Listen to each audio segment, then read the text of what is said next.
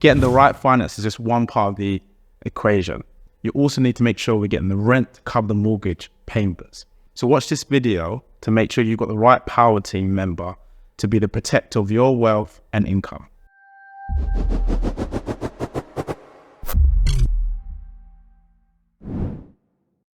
So latest government stats show that 82% of landlords are classed as new or amateur, owning 1 to 4 properties.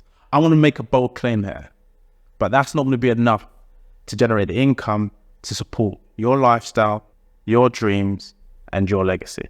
So in this video, I want to share the number one mistake that I see a number of newbie as well as experienced landlords make when investing in property. Plus, I'm going to share one simple and affordable solution that requires little to no involvement from you and allows you to invest no matter which location around the UK you're based. But first, you need to know where you are at now, and we need to get you online. There's several myths and mental limitations that I've seen investors experience that constrain them from growing their property portfolio.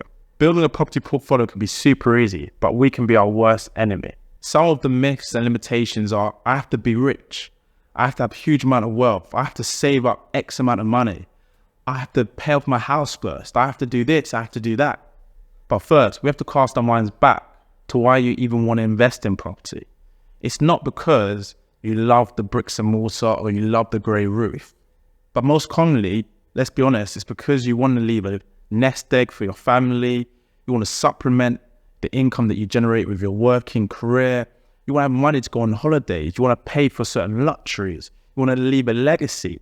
The reasons are untold and numerous. But it's the passive element that the majority of us get wrong.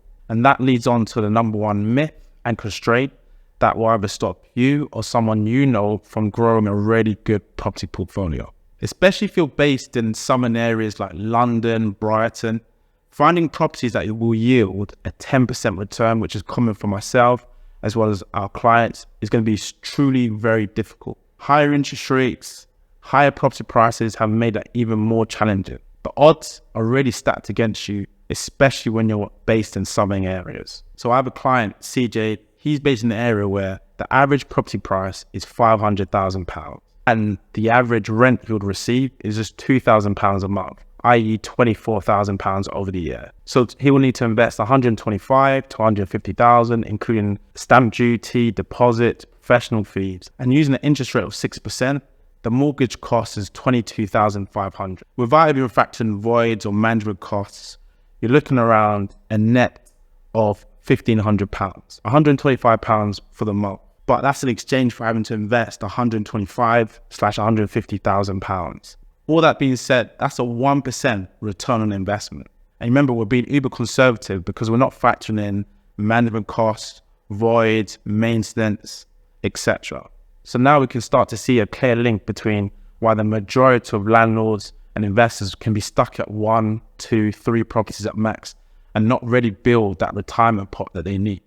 You really need to guard yourself against being that kind of active, hands-on landlord. Actually, you want to be more of a passive investor, an astute investor. And one of the key mistakes limiting you from experiencing that passive income is by effectively kind of focusing on your local area.